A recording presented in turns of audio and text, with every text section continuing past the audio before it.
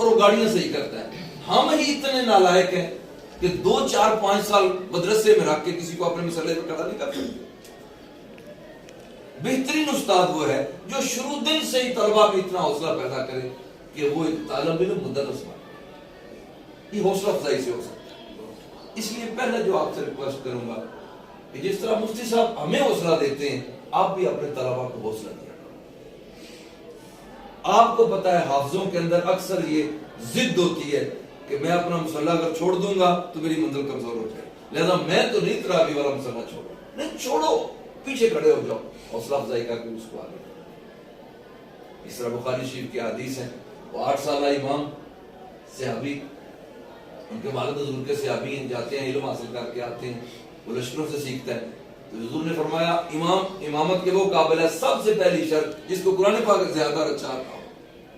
تو والد صاحب نے کہا گھر میں قرآن کس کو آتا ہے؟ یہ 8 سال کے صحابی کہتے ہیں کہ مجھے سب سے زیادہ آتا تھا, ابا نے مجھے آگے کھڑا کر دیا. یہ حفظ کے لیے چھوٹے امام کی جو بحث اور مسئلہ ہے. تو 2 حدیثیں.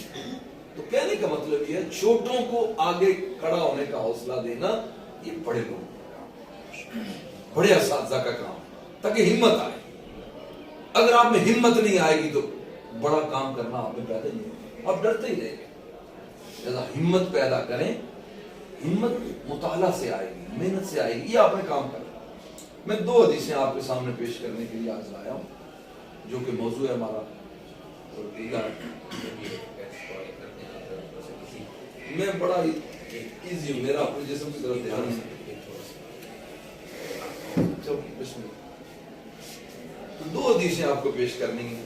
پہلی تو فرائض علماء سمجھانے کے لیے. اگر آپ اپنے فرائض نہیں سمجھیں گے تو آپ مقصد کو نہیں پا سکتے, اس کے لیے محنت نہیں کر سکتے. پتہ چلے آپ کو پہاڑ کتنا ہے جس کے اوپر آپ نے جانا ہے تو پھر ہمت سے پیر مضبوط رکھیں گے اور اوپر تک جائیں. کئی گر جاتے. کلاس میں آپ داخل ہوئے, ماشاءاللہ آپ تو فائنل ایئر کے قریب ہیں. جب بچہ فرسٹ ایئر میں داخل ہوتا ہے, جب کلاس بنتی ہے, ہو سکتا ہے 100 طالب علم آ جائے, لیکن جب وہ 2-3 سال آگے جانے لگتی ہے کچھ بھاگنا شروع کر دیتے ہیں. انہیں اندازہ نہیں کہ منزل کتنی بڑی. ایک تو یہ مسئلہ بنتا ہے.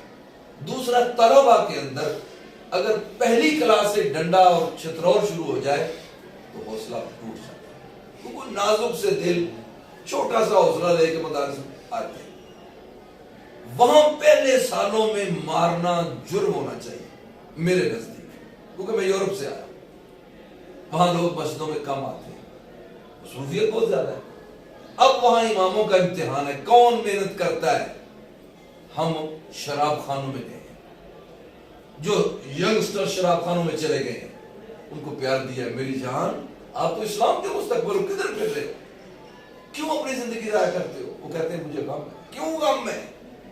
میرے ماں باپ مجھے عزت نہیں دیتے, مجھے اچھا کھانا بھی نہیں دیتے, میں سٹنگ روم میں سوتا ہوں, مجھے بیڈ بھی نہیں دیا. یہ میں ان کے والدین سے ملتا ہوں, ان کو کہا کیا مسئلہ ہے؟ ماں الگ روتی ہے, میرا بیٹا شاہ صاحب رات کو چلا جاتا ہے, گھر نہیں آتا. پہلے لیٹ آتا تھا, رات 1 بجے 2 بجے, آہستہ آہستہ گھر آنا ہی چھوڑ دیا. میں ان کے گھر گیا, دیکھا بچہ کہاں رہتا تھا. اس نے کہا سٹنگ روم میں. کہاں؟ صوفے کے اوپر.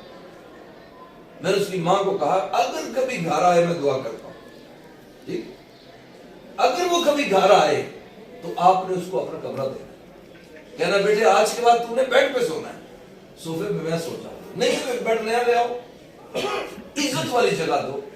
میں نے کھانا کیا کھاتا تھا, کبھی آتا تھا کچن میں خود ہی کھانا کھاتا, وہ ٹھنڈا جو پڑا ہوتا ہے. میں کہ خدا رہا اس کو عزت دے, اچھا کھانا پکا کے دے, پکا ہوا ہے گرم کر کے دے. ماں 3 ماہ کے بعد آئی اور شکریہ ادا کر دی, شاہ صاحب میرا بیٹا گھر آ گیا. میرے کہنے کا مطلب کیا ہے, اگر استاد بچوں کو پیار سے شروع کرے گا تو کلاس باندھے گی نہیں, علماء تیار ہوگا, حوصلہ ہوگا, ہمت ہوگی. تو ہمیں اساتذہ نے پیار دیا ہے, اس سے حوصلہ دیا ہے. ہمیں شرم آتی. جس دن پہلے دن جمعے کا خطاب مجھے کہنے کے لیے میرے بزرگوں نے کہا, میں نے آج تک خطاب کیا ہی نہیں تھا. انہوں نے کہا تم نے خطاب کرنا. میں حضور میں اور خطاب میں نے تو کبھی کیا نہیں, یہ تو ہو نہیں سکتا. آپ نے ترغیب دی, فرمایا بیٹے سارے اسی طرح شروع کرتے ہیں, چلو تم بھی تھوڑی سی ہمت دے کے کھڑا کر دیا, ہو گیا خطاب. آہستہ آہستہ پھر مطالعہ کا طریقہ بتایا. یوں آیات دیکھتے ہیں اس طرح نقطے بناتے ہیں. امام غزالی کو پڑھو, حضور صلی اللہ علیہ وسلم سرکار کو پڑھو, ایک عالم کو ایک صوفی دونوں کو پڑھو, ایک تعلیم کا نقطہ دو, ایک تربیت کا نقطہ دو. یوں تربیت کی اور ہم کھڑے. پھر رفتہ رفتہ رفتہ ہم ساری کلاس میں نالائق ہو گئے, یونیورسٹی ٹاپ کی اور گولڈ میڈل ہمارے گلے میں ڈال دیا. کہنے کا مطلب یہ ہے حوصلے نے ہمت دی, اساتذہ کی محبت نے ہمت دی, اور رفتہ رفتہ رفتہ ہم پھر منزل پہ چلے. جس کو حوصلہ نہیں ملتا اس کی نظر دائیں اور بائیں جاتی ہے. وہ کبھی ادھر جائے گا, کبھی چائے پینے والے ہوٹل پہ جائے گا, کبھی وہ ٹی وی کی جائے گا, کبھی موبائل میں پھنسے گا. یہ چیزیں روکتے روکتے اس کو اتنا روک لیں گی کہ آگے جانا مشکل. کیوں بتا رہا ہوں آپ کو؟ اسی طرح آپ نے طلبا کی حوصلہ افزائی کرنی. کیا فرمایا تھا حضور علیہ السلام نے مولا کائنات سیدنا علی مرتضیٰ کو کہ اگر تیری محنت سے ایک بھی بندہ اسلام میں آ گیا تیرے لیے کافی ہے, وہ 100 سر اونٹوں سے کافی ہے. او کما کافی, ایک بندہ تیار کر جائیں کہ وہ آپ کے بعد دین کا کام کرے. ٹھیک, باتیں بہت ساری ہیں مگر جو خاص 2 چیزیں آپ کو پیش کرنی ہے میں وہ پیش کرتا ہوں. ایک حدیث پاک ہے جس میں علماء کی ذمہ داریاں اور فرائض حضور علیہ السلام کو بیان ہیں.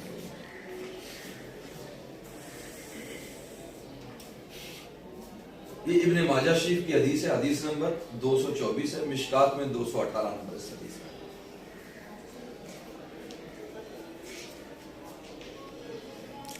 قال رسول اللہ صلی اللہ علیہ وآلہ وسلم یحمل هذا العلم من كل خلف عدول.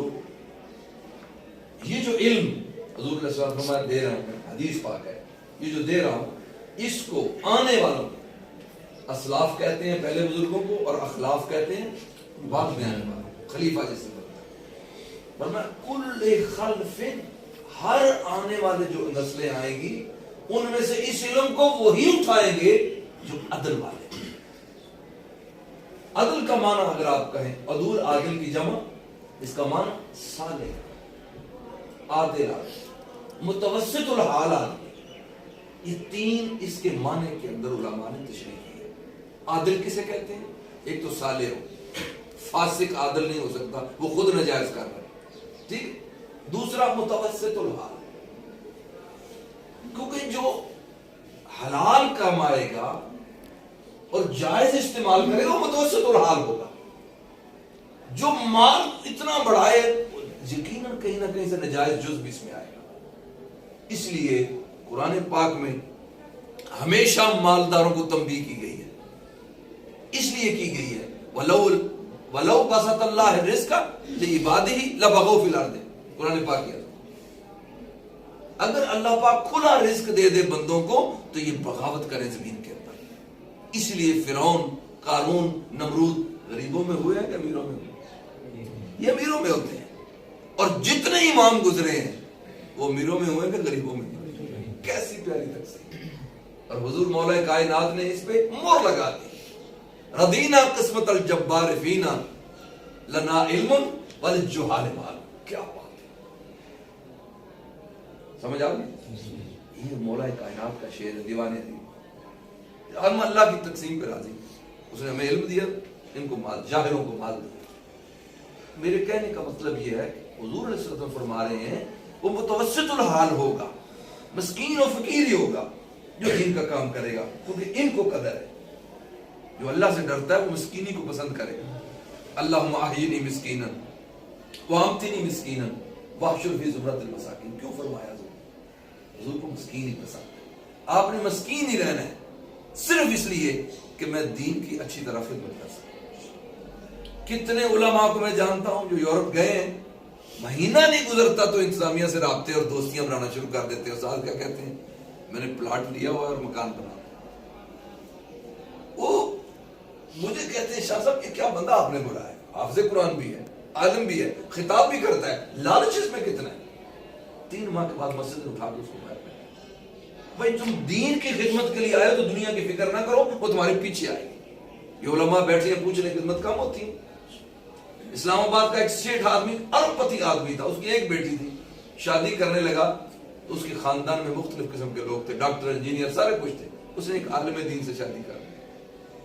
وہ سارے ڈاکٹروں نے کہا تمہیں عقل ہی نہیں ہے، اتنا مالدار عظیم آدمی ہو، تم نے بیٹی کو ایک مولوی کو دے دیا۔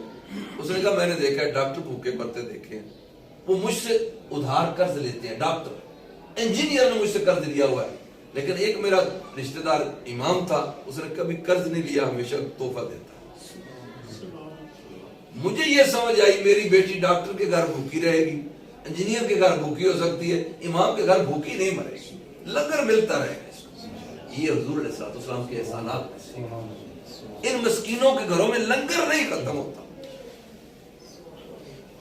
میں اس لیے کہہ رہا ہوں جی حضور پاک نے حدیث کا اشارہ فرمایا، اس کو سمجھیں۔ یحمل ھذا العلم من کل خلف عدول، متوسط الحال عادل صالح لوگ ہی دین کے علم کو اٹھا کے چلیں گے۔ اس حدیث کو وہی پڑھ سکتے ہیں۔ فاسق و فاجر کے سینے میں یہ علم نہیں ٹھہر سکتا۔ وہ آپ نے حدیث پاک پڑھی ہے، رب قاری یقرأ القرآن والقرآن یلعنہ، کتنے قرآن پاک پڑھنے والے ایسے قاری اور حافظ اور عالم ہیں جو قرآن پاک پڑھتے ہیں مگر قرآن پہ لعنت بھیجتا ہے۔ کیوں بھیجتا ہے؟ آگے جو عبارت ہے وہ یہ ہے کہ وہ قرآن پاک تو پڑھتے ہیں، اس پہ عمل اس کے خلاف کرتے ہیں، تو قرآن پہ لعنت بھیجتا ہے۔ لہٰذا جو عدول کا لفظ حضور پاک نے استعمال فرمایا حدیث میں، اس کے نقطے کو آپ سمجھیں، وہ صالح بھی ہوں گے، متوسط الحال۔ لہذا آپ کی منزل یہ ہے، آپ نے صالح خود بننا ہے، پھر ممبر پہ آ کے بات کیجیے۔ یہ نہ ہو کہ آپ فاسق ہوں اور ممبر پہ بیٹھ کے لوگوں کو صالحیت سمجھائیں، خدا کی لعنت برسے۔ قال رسول اللہ صلی اللہ علیہ وسلم آفت الدین ثلاثۃ فقیہ فاجر، میرے دین پہ آفت سب سے بڑی جو آتی ہے، کہاں سے آتی ہے؟ فقیہ فاجر، جب عالم دین فاسق و فاجر ہوگا اور وہ لوگوں کو فقیہ عالم علم دے گا، فقہ دے گا، خود فاسق ہوگا، لوگ اس کی نفرت کی وجہ سے دین سے بھی نفرت کریں۔ اس کی مثال عملی آج بھی دیکھ لیں، مسجدوں میں لوگ کیوں بھاگ گئے ہیں؟ امام کی وجہ سے بھاگتے ہیں۔ حضرت علامہ ثاقب رضا مصطفی صاحب، مولانا اشرف جلالی صاحب کچھ دن پہلے آپ کے پاس ہو کے گئے ہیں۔ جب وہ آتے ہیں لوگ پہلے کیوں آ جاتے ہیں؟ جہاں وہ جمعہ پڑھاتے ہیں مسجد کیوں پہلے بھر جاتی ہے؟ اور بھی چند نام گنوا سکتا ہوں کہ جہاں انہوں نے آنا حال پہلے بھر جاتا ہے، ابھی وہ پہنچے بھی نہیں ہیں۔ ہمارا حال یہ ہے، جمعے پہ جاتے ہیں، خطبے تک بھی لوگ نہیں آتے۔ وجہ آپ نے تلاش کرنی کیا ہے؟ وجہ یہی ہے کہ امام صالح نہیں ہے، خود عمل نہیں کرتا، لوگوں کو کہتا ہے تم ذکر کرو، خود ذکر کبھی نہیں کرتا۔ لوگوں کو کہتے ہیں درود شریف کی فضیلت میں درس دیتا ہے، خود کبھی تسبیح اور درود شریف نہیں پڑھا۔ میں ایسے بڑے بڑے مدارس کو جانتا ہوں جہاں تسبیح نماز کے بعد پڑھنا منع ہے، تشریف لائیں، جہاں محتمم صاحب منع کرتے ہیں نماز پڑھ کے سیدھے جا کتابیں پڑھو، یہ تسبیحاں رہنے دو۔ میرا آپ سے سوال ہے، آپ فاضل ہو جائیں، عالم بن جائیں، دستار فضیلت پہن لیں، اور آپ کو کسی مسجد میں ڈیوٹی لگ جائے، شہر میں، یورپ میں لگ جائے، آپ نے ساری عمر تسبیح پڑھی نہیں ہے، تہجد پڑھی نہیں ہے، نوافل پڑھی نہیں ہے، تلاوت قرآن پاک کا شوق ہی نہیں ہے، کس منہ سے کتاب کریں گے درود پاک پر؟ لہذا یہی علم ہے، عمر ہے طالب علمی کی، یہی اپنے معمولات بھی پکا کریں اور تعلیم بھی پکی کریں۔ یہ پہلا سبب دے رہا ہوں، خود صالح بنے، اور یہ بننے کی جگہ مدرسہ ہے، جامعہ میں ہی صالح بنے، باہر جا کے صالح نہیں بننا، باہر صالح بنا نہیں جائے گا۔ مساجد والے آپ سے کام لیں گے، اگر آپ کے کام ٹھیک نہ ہوا، آپ کا کردار ٹھیک نہ ہوا، اٹھا کے پہنے۔ میں نے پچھلی دفعہ بھی آیا تھا، میں نے ایک مثال دی تھی، اتنا بڑا نام ہے، آپ آدھے بندے ضرور جانتے ہوں گے، میں نام نہیں لیتا، پردہ رکھنا چاہیے کہ وہ جب یورپ میں گئے 2-3-4 سال لوگوں نے بڑا انتظار کیا، وہ بہت بڑے مدرس ہیں پاکستان کے، جب ادھر گئے تو اپنے روایتی اس تدریسی انداز میں تو کرتے رہے، عمل میں کچھ کمزوریاں تھیں، خود بہت بڑے خاندان کے آدمی تھے، اور وہاں ویزے کے لیے کسی کے گھر میں شادی اور نکاح بھی کر لیا۔ جب مسجد نے ساری یہ حرکتیں دیکھی تو ایک دن آئے، جمعہ کا خطبہ حضرت دے رہے تھے، 4 بندے آئے، ادھر سے اٹھایا، ایک نے ادھر پکڑا، ایک نے ادھر بازو کو پکڑا، فرمایا کلمہ شہادت اشہد ان لا، اٹھا کے مدرسے میں پڑھ پائے۔ وہ تدریس بھی فرماتے تھے، درسیات بھی مسجد میں یورپ میں پڑھاتے تھے، جمعہ بھی پڑھاتے تھے، حال یہ تھا کہ عمل کمزور تھا۔ انتظامیہ نے بہت انتظار کیا لیکن اٹھا دیا. اس لیے میں کہہ رہا ہوں اگر آپ چاہتے ہیں کہ دین کی عزت ہو تو پہلے اپنی عزت کرنا ہے. عزت کردار کی وجہ سے, یہ نہیں کہ اپنے لباس کی وجہ سے. اپنے لباس کی وجہ سے کبھی عزت نہ سمجھے.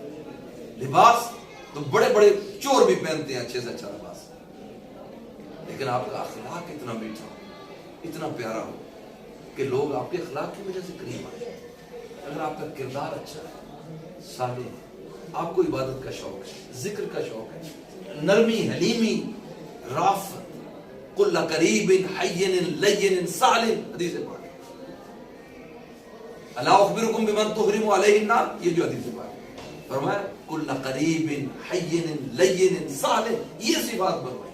جس کی طبیعت میں یہ چیزیں آ جائیں اس پہ دوزخ کی آگ آ رہا. یہ چیزیں آپ نے پیدا کر. کوئی آپ سے پوچھے صالحیت کیا ہے, یہ 4 صفات.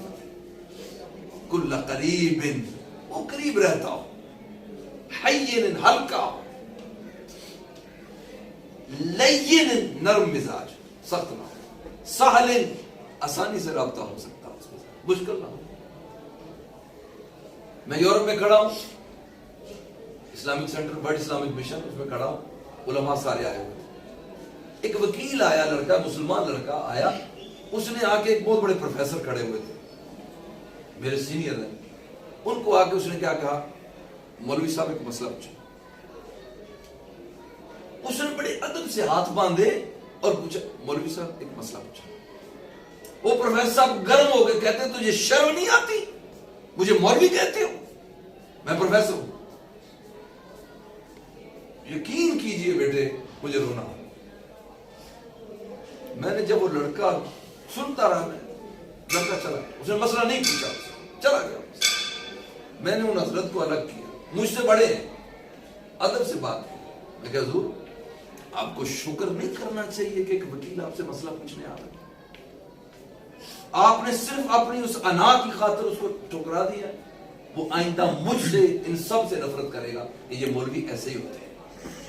آپ کا کیا گیا, اس نے تو ایک ہی سنا ہوگا کہ مسجد میں مولوی صاحب ہوتے ہیں. جس سوسائٹی سے وہ آیا اس نے تو یہی سنا تھا. اب آپ کو امام کہے, حضرت علامہ کہے, فلان, تب آپ خوش ہیں. اس کا مطلب آپ کا نفس خوش ہوتا ہے, القاب سے. خبردار, آپ کو دوسری نصیحت کر رہا ہوں, صالحیت کی بنیاد یہ ہے, آپ کو کوئی کچھ بھی کہے آپ نے اس کو محسوس نہیں کرنا. شکر کرنا ہے کہ حضور کی امت کا ایک فرد میرے پاس آ تو گیا. آپ نے پیار اتنا دینا ہے کہ وہ روز آئے سبق پڑھے, حتیٰ کہ ایک دن کہے حضور آپ تو میرے مرشد ہیں. جس نے پہلے دن مولوی کہا ہے وہ آپ کو مرشد کہے. یہ آپ کا اخلاق کر سکتا ہے, نہیں ہو سکتا.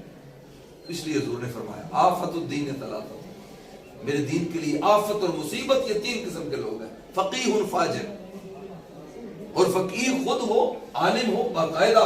جب حضور نے فقیہ کہا ہے اس کا مطلب باقاعدہ عالم, باقاعدہ مفتی, باقاعدہ بہت بڑا ریسرچ اسکالر ہے, مگر فاسق و فاجر, یہ دین کو برباد کرے گا. آپ نے برباد نہیں کرنا. ورنہ وہ جو حدیثیں ہیں نا, علماء کو دوزخ میں پھینکا جائے گا, ان میں سے ہم آپ, اللہ مجھے اور آپ سب کو. دوسرا فرمایا فقیہ فاجر و امام جائر. امام آپ کو پتا ہے فقہ کے اسلام میں حاکم کو کہتے ہیں, امامت کبریٰ کی وجہ سے. ہم جو مسجد والے لوگ ہیں امامت صغریٰ, امامت کبریٰ کی وجہ سے. حدیث میں عام جو سرکار کے الفاظ ہیں, عالم کو فقیہ فرمایا اور حاکم کو امام فرمایا. امام جائر, کہ جو حکمران ہو مسلمانوں کا, اور جائر و ظالم ہو. ٹھیک ہے, فرمایا میرے دین کے لیے آفت ہے, یہ مصیبت ہے, یہ دین کو برباد کرے گا. تیسرا فرمایا مجتہد جاہد, دین کے مسائل پہ بات کرے, محنت اور تحقیق نہ کرے, جہالت کی وجہ سے مسئلے بیان کرے, جو ٹی وی پہ اکثر لوگ کر رہے ہیں. اب 3 جو طبقے حضور نے فرمائے, اس میں ایک عالم, ایک حاکم ہے, ایک قاضی اور مفتی کہتے ہیں. میں قاضی کہتا ہوں کیونکہ قانون کی بات کی. یہ 3 طبقے اگر بگڑ جائیں تو دین برباد ہو. آج اسلامی ملکوں میں یہی ہوا. ہم جو محراب و منبر کے وارث ہیں, اللہ ماشاءاللہ میں بھی انہی میں ہوں, ہمارا کردار صالح پختہ نہیں. کیا وجہ ہو سکتی ہے؟ میں ایک حدیث پاک کوئی بیان کر رہا ہوں. امام جائے حاکم کیوں ظالم ہو گئے ہیں؟ لالچ اور حرص سے دنیا اتنی بڑھ گئی ہے کہ اس کی وجہ سے سوائے اپنے مفاد کے حکمرانوں کو کوئی شاید نظر نہیں آتی. اس لیے آج مہنگائی ہو رہی ہے، ظلم سا. مجتہد جاہل، یہ چیف جسٹس اور قاضی اور جج یہ سب بک جاتے ہیں اور جہالت پہ فیصلہ کرتے ہیں. ایسا فیصلہ دیتے ہیں جو پاکستانی قانون لکھے ہوئے کے بھی خلاف ہے. اسلام تو بڑی اونچی بات ہے، لکھے ہوئے پاکستانی قانون کے بھی خلاف فیصلہ کر دیتے ہیں، پھر اپیلیں ہوتی ہیں، پھر چینج ہوتا ہے. کہنے کا مطلب یہ ہے کہ اس طرح دین برباد ہوتا ہے. آپ پہلے طبقے میں آتے ہیں، فقیہ فاجر، فقیہ میں آپ آتے ہیں. خدا آپ کو امام بھی بنائے، خدا آپ کو مجتہد بھی بنائے، لیکن اپنے کردار کی بنیاد کے اوپر جائیے گا. آپ کبھی انشاءاللہ اللہ آپ کا ساتھ دے گا. ان اللہ مع الصابرین، ان اللہ مع المحسنین، گنتے جائیں جہاں جہاں اللہ نے فرمایا میں ساتھ ہوں، آپ وہ بنے، تاکہ خدا کی مدد ساتھ ہوگی، پھر آپ کو کوئی نہیں گرا سکتا. گرتا تب ہے جب حضور علیہ السلام کے اس معیار سے نیچے. تو اس حدیث میں فرمایا یحمل هذا العلم من كل خلف عدو، یہ پہلی شرط ہے وہ آپ کا کردار ہوتا ہے. ٹھیک ہے. اور جو متوسط الحال ہے وہ اشارہ یہ ہے کہ پیسے کے پیچھے نہ جائیے، پیسے کے پیچھے نہ جائیے. میں نے پچھلی دفعہ بھی یہ بتایا تھا، پھر بتا رہا ہوں. میں یورپ میں تحقیق کر کے اس پہ آیا. دنیا میں سب سے زیادہ دولت اس وقت کہاں ہے؟ یورپ میں. یورپ میں ہے. دنیا میں سب سے زیادہ مسائل کہاں ہیں؟ وہ بھی یورپ میں ہے. دنیا میں سب سے زیادہ خودکشی کہاں ہے؟ وہ بھی یورپ میں ہے. دنیا میں سب سے زیادہ نفسیاتی مریض کہاں ہے؟ وہ بھی یورپ میں. میں نے بتایا تھا اسٹیٹسٹک جو فہرستیں ہوتی ہیں، شماریات کسی ملک کی، اس میں کتنے لوگ ہیں، عورتیں کتنی ہیں، بچے کتنے ہیں، نکاح کتنا، طلاق ہو رہی ہے، قتل کتنے ہو رہے ہیں، چوریاں کتنی ہیں، یہ پورا ملک اپنی اسٹیٹسٹک بناتا ہے. ٹھیک ہے. اکثر وہ اسٹیٹسٹک کے نام سے نیٹ پہ ملتی ہیں، مثلا state Canada, state America, state you کے، اس نام سے اسٹیٹسٹک ساری مل جاتی ہیں. اب اگر آپ ریسرچ کرنا چاہیں تو یہاں جا کے دیکھ لیں اس ملک کا کیا ہے، اس ملک کا کیا ہے، اس میں کیا ہے. اسلام کی ریسرچ کرنی ہے تو آج یوں کریں. مثلا تقابل ادیان ہمارا مضمون ہے نا، تقابل ادیان مضمون ہے نا. میرے نزدیک ادیان میں آج یہ مذہب نہیں رہے، کیونکہ 1400 سال سے ثابت ہو چکا ہے ان کی کتابوں میں، ان کے اماموں میں، ان کے مذہب کے پریکٹیکل میں جان رہی نہیں. آج مقابلہ اسلام کا جو ہے برطانیہ کے لاس ہے، امریکہ کے لاس ہے، یورپ کے قانون سے اسلامی قانون کا مقابلہ ہے. ایک دو دوستوں کو پی ایچ ڈی کا ٹاپک نہیں مل رہا تھا، مجھے کہتے ہیں وہ ٹاپک دے جو چل جائے.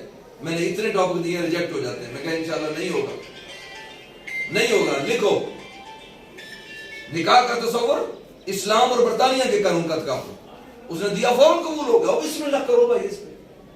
آج یہ ٹاپک ہے اور میں ہو کے آیا ہوں، وقت نہیں ہے میں بتاتا مثالیں. مجھ پہ کیس ہوا ہے ناروے میں.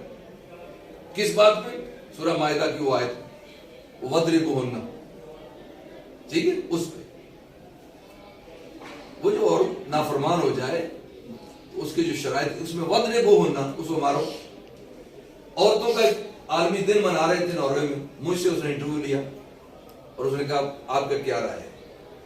میں کہا میری رائے یہ ہے کہ عورتوں کا احترام ہونا چاہیے. ہمارے نبی پاک سرکار نے فرمایا ان کو مارو نہیں، ان کے تھپڑ نہیں مارو، فلاں فلاں. اور میں جو آیت کیا کہتی ہے سورہ مائدہ والی، ذرا وہ تو ترجمہ کر دیں. وہ ترجمہ میں نے کر دیا. صبح اخبار پہ آ گیا میرے پاس، وہ اخبار 10 دن اخبار پہ آیا. امام کہتا ہے بیوی کو مارو، ٹاپک لگا دیا. امام سید شلوک ہونا نوشک میں اس میں لکھ دیا. امام کہتا ہے بیوی کو مارو، لو شور مچ گیا. اس مسجد کو بند کرو، امام کا ویزا کینسل کرو، اس کو ملک سے باہر نکال دو، اس کو پہلے جیل میں دو، اس پہ مقدمہ. یہ باتیں شروع ہو گئی. ایک نارویجن فیملی نے میرے پر کیس کر دیا. ہاں اس کو پکڑو. پولیس نے مجھے کال کی آ جاؤ تھانے دار. میں کہا اچھا یہ کیس ہوا ہوا آتا ہوں. خدا کی کرنی 10واں دن تھا. اس دن ایک مسلمان وکیل لڑکی نے ایک مضمون لکھا. امام کی بات تو سمجھو جو اس نے کہی، اس کی سمجھو تو صحیح. اس نے آیت پڑھی، نیچے حدیث بھی تو دی ہے نا. اس میں لکھا ہے میرے رسول پاک سرکار نے فرمایا ہے عورت کے منہ پہ تھپڑ نہیں مار سکتے. کوئی سخت چیز نہ مارو جس سے نشان پڑے. صرف مسواک، صرف مسواک جو ہے علامت کے طور پہ مارو، نشان نہیں پڑنا چاہیے. امام جو بتا رہا ہے اس میں تو چوٹ نہیں لگتی. لہذا وَضْرِبُوا کا معنی جو وہ ڈنڈے سے یا گولی سے مارنا نہیں ہے. اس کا معنی مسواک یا تھپڑ مارنا, تھپکی دینا, منہ پہ نہیں مار سکتے. امام تو یہ کہہ رہا ہے. ساتھ ہی اس نے ایک حوالہ دے دیا, نارویجن قانون میں لکھا ہوا ہے وِسْدُ سیر ان اوتھوس کا پلکھونا بند کے پر یہ جملہ قانون کی کتاب میں ناروے میں لکھا ہوا. اگر اپنی بیوی کو بد چلن بیوی کو دیکھو کہ کسی غیر مرد کے ساتھ ہے تو آپ ایک مکہ اس کی کمر پہ مار سکتے ہیں. ریگن کہتے ہیں, ریڑھ کی ہڈی کو کہتے ہیں ریگن. آپ اس کی ریڑھ کی ہڈی پہ ایک سون مار سکتے ہو. میں کہا شکر ہے مولا تو مدد خود نازل کرتا ہے. میں جا رہا ہوں ابھی تھانے میں, رستے میں ایک دوست نے مجھے اخبار دی, شاہ صاحب یہ اخبار میں آپ کا آرٹیکل, میری تصویر لگی ہوئی, میں نے پڑھا, وہ لکھا ہوا تھا اس کا نارویجن کا. میں خوشی سے چلا گیا. وہ کہتا تم نے یہ بیان دیا ہے؟ میں کہا میں نے نہیں دیا. وہ نیچے حدیث پاک پڑھو, میرا یہ بیان. اچھا پھر ذرا ایک دفعہ بتاؤ. پوری آیت پڑھی, حدیث پاک پڑھی, سمجھایا یہ. میں نے کہا نارویجن قانون بھی ایک آ گیا ہے, یہ دیکھو ذرا. اس نے کتاب کھولی, انہوں نے کہا ہاں یہ ہے. میں کہا میں اب تم سے سوال کرتا ہوں, پولیس والے کو کہا مسواک سے بندہ مر سکتا ہے؟ کہتا نہیں مر سکتا. میں کہا غصے میں ایک مضبوط آدمی اپنی بیوی کے کمر پہ سون مارے, بیوی مر سکتی ہے کہ نہیں؟ کہتا مر سکتی. میرے بیٹو اس دن میں تھانے کے اندر رو رہا تھا. آج پتا چلا اسلام دوسرے دین سے بہتر کیسے ہے, کہ میرا دین اسلام عورت کو بچاتا ہے, نارویجن قتل کرتا ہے. تب سے مجھے شوق آیا کہ یورپ کے قانون سے اسلام کا مقابلہ کرو. اسلام اب آج بھی بہتر ہے. اور جب یہ مسئلہ مجھے پڑا, 10 دن کا کیس ہوا, تو علامہ کا شعر یاد آ گیا, خدا تجھے کسی طوفان سے آشنا کر دے کہ تیرے بحر کی موجوں میں اضطراب نہیں. علم تقریروں سے آتا ہے نہیں, علم آتا ہے پھنس پھنسا کے مسئلوں سے گزرنے سے آتا ہے. مستری لگا ہوتا ہے نا, بلڈنگ بنا رہا ہوتا ہے. تربیت کیا ہے میں آپ کو آج بتا رہا ہوں. تربیت یہ نہیں کہ میں آیا ہوں تربیت, یہ تربیت نہیں ہے, یہ ہدایت ہے, یہ واعظ ہے, یہ علم ہے. تربیت کیا ہے؟ مستری کے ساتھ مزدور بن کے ساتھ لگاؤ, اب تربیت ہوگی. اس ورکشاپ میں کاریگر کو استاد کے ساتھ ایک بندے کو لگاؤ, وہ 2 سال جو پنجے گا نا اس کو, یہ تربیت ہے. خانقاہ پہ جب لوگ جاتے تھے تربیت کیا ہوتی تھی؟ وہ مرشد اس کو کبھی ٹائلٹوں میں سال لگاتا, وہ سال نگر خانے پہ لگاتا, کبھی سال جھاڑو دینے پہ لگاتا, ساتھ کہتا معمولات صحیح رکھ لیں, تہجد کو اٹھنا ہے, اور یہ سارے کام. بغداشی میں آج بھی ایسے ہی ہوتا ہے. بغداشی چلے جائے, عرض کریں ذو البیت کے لیے آئے ہو, اچھا 6 ماہ بعد دیکھیں گے, چلو بھائی اس کی ڈیوٹی لگاؤ, رجسٹر پہ نام, پاکستان ملتان سے ایک بندہ مرید ہونے آیا, وہ لگائیں گے آپ کو اندر تربیت پہ. اگر 6 مہینے نکال گیا, دوسرا سٹیپ ہے, تیسرا سٹیپ ہے, سال کے بعد آ جاؤ بھائی بیٹھ. ہمیں تربیت کا لذت چکھائی نہیں گئی. اسی طرح علم کی لذت بھی چکھائی. اب حدیث کا دوسرا جملہ سنو. اس عدول کی میں نے تشریح کی ہے کہ جب تک آپ صالح نہیں بنے اور تربیت سے نہیں گزرے, آپ کے لیے معاشرے میں کام کرنا مشکل ہے. ادھر صالح بنے, ادھر محنت کا عادی بنے, ادھر دوسرا کام کیا سیکھنا ہے؟ حدیث کا دوسرا لفظ ہے یحمل هذا العلم من كل خلف عدوله ينفون عنه تحریف الغالین. غالی کہتے ہیں جو حدوں سے بڑھ جائے, جو حدوں سے بڑھ جائے گا وہ حدوں کے اندر تبدیلی اور تحریف کرے گا. حضور علیہ السلام نے فرمایا وہ عالم جو علم اٹھائے گا صالح اور متوسط الحال, وہ کام کیا کرے گا؟ ينفون عنه تحریف الغالین. وہ حدوں سے بڑھ جانے والوں کی عمل میں, تہذیب میں, کلچر میں, ماحول میں جو تحریفات کرتے ہیں, علمی نہیں عملی بھی, اخلاقی بھی, جو معاشرے کے کلچر کو بدلنے والے ہیں, ان تغیرات کو دور کرنا عالم کی ذمہ داری. اتنا پیارا اخلاق لے کے آئیں جس طرح عرب کے تاجدار مکہ میں. ان بد اخلاق جاہل ضدی عربوں کو حضور نے اپنے اخلاق سے نرم کر کے لائن پہ چلا. یہ سنت کی آپ ہے, اور حضور خود آپ کی ڈیوٹی لگا رہے ہیں. ینفعونا نفی کر دے, ہٹا دے, صاف کر دے, سونے سے میل کو نکال دے. ینفعونا کس سے؟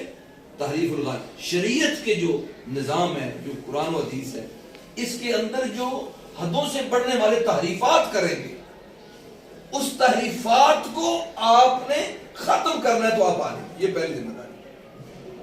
پہلا نقطہ تو آپ کا صالح ہونا میں نے بتا دیا.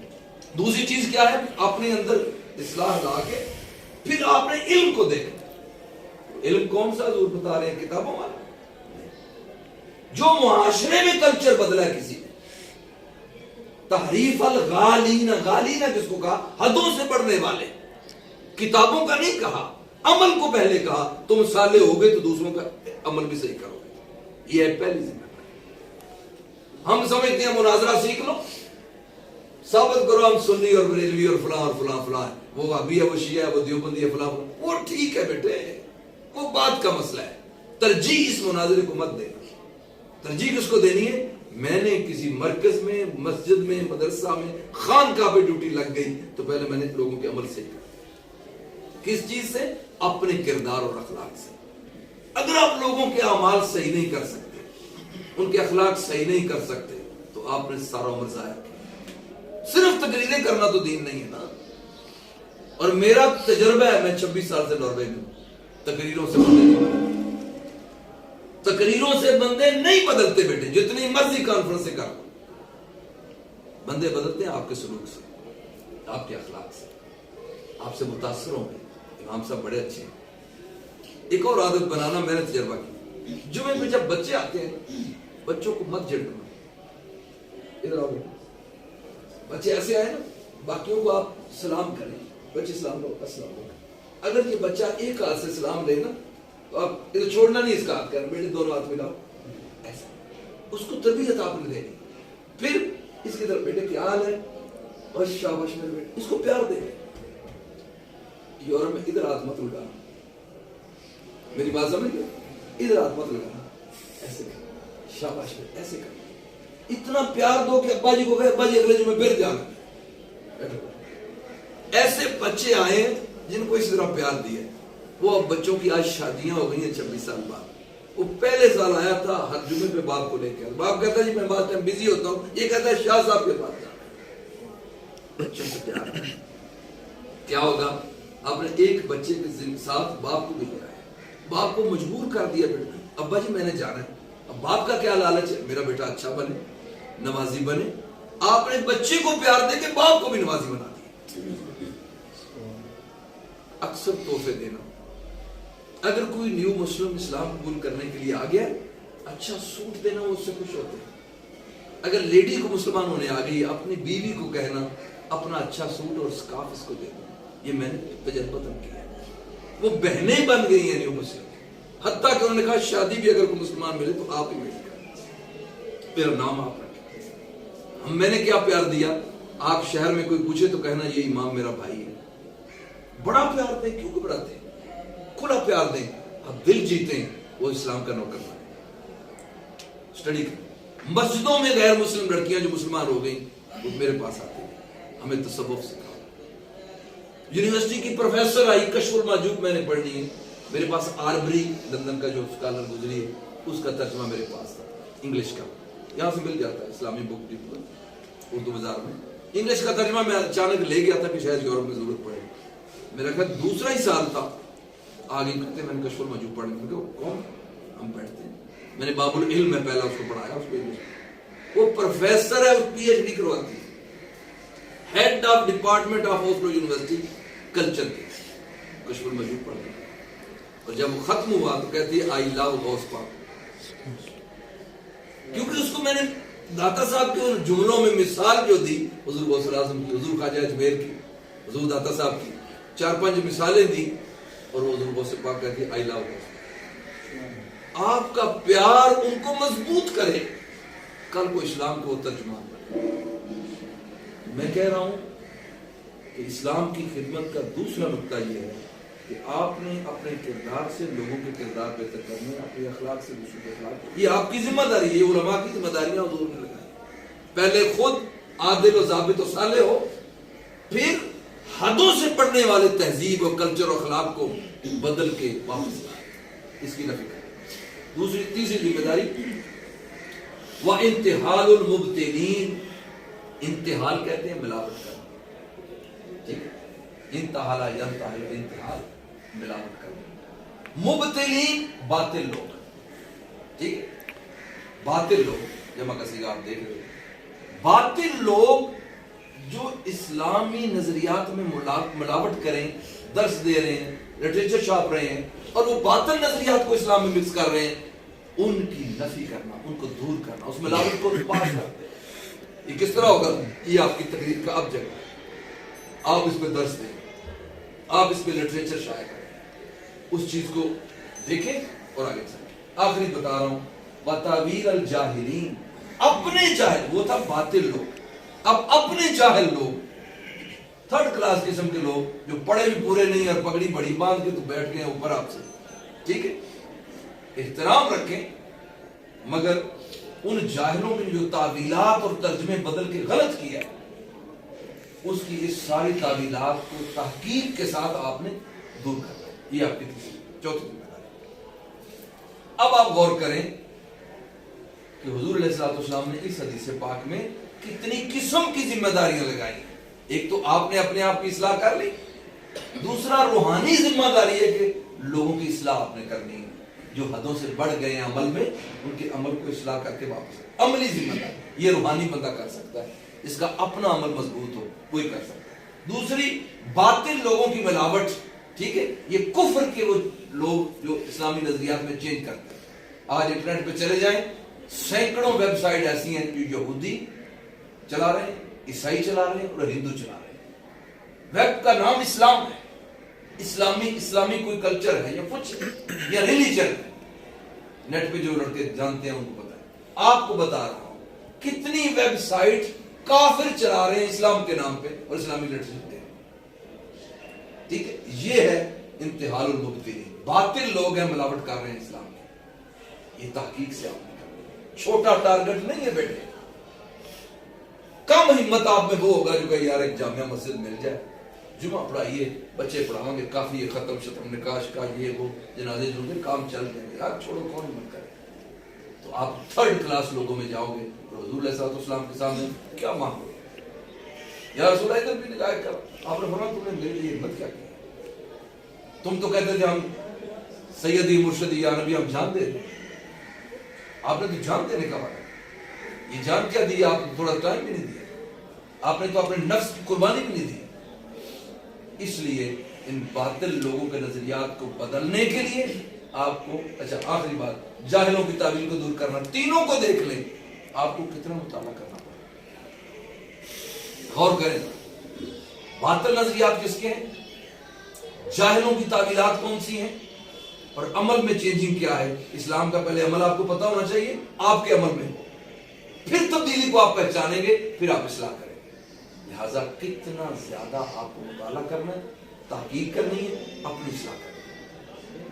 जिसको अपनी नफ्स की ख्वाहिश का पता नहीं है, वो नफ्स की ख्वाहिश वाले, हदों से बढ़ने वालों की इस्लाह किस तरह करें? मेरे बेटे टारगेट छोटा नहीं है, ऐसे नहीं फरमाया उलमा उम्मती का अंबिया बनी इस्राइल, ऐसे नहीं फरमा दिया। उन लोगों ने अपनी जिंदगियां वक्फ की। कितने बुजुर्ग मैंने देखे हैं, मुफ्ती साहब को भी देखा है, इनका मोबाइल बजता रहता है, टाइम ही नहीं पाएंगे। वो कमजोर आलम दीन है जो हर वक्त मोबाइल पे लगा है।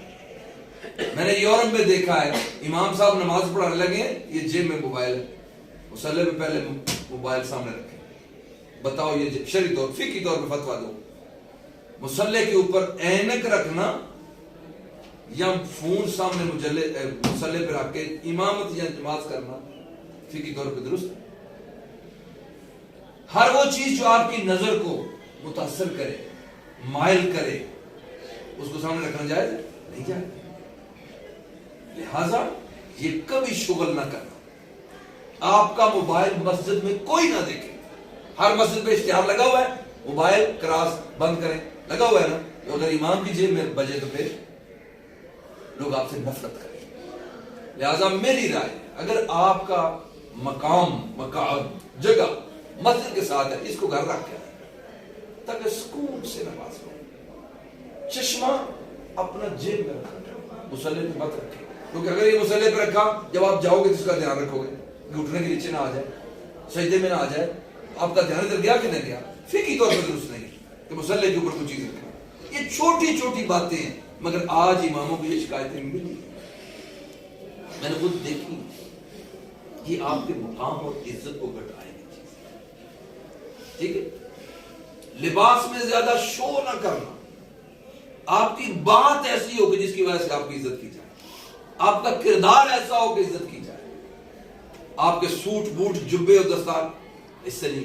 میں نے علماء کو دیکھا جو ہی وہ پاکستان پہلا وزٹ لے کے آتے ہیں 5-7 سوٹ گرم کپڑے کے سلواتے ہیں، اسی سے ویسٹ کوٹ، اسی سے یہ، اسی سے کوٹ، اسی سے یہ، پتہ لگے بڑا رنگ ہے، بھائی تیرے کپڑے کی عزت نہیں ہے۔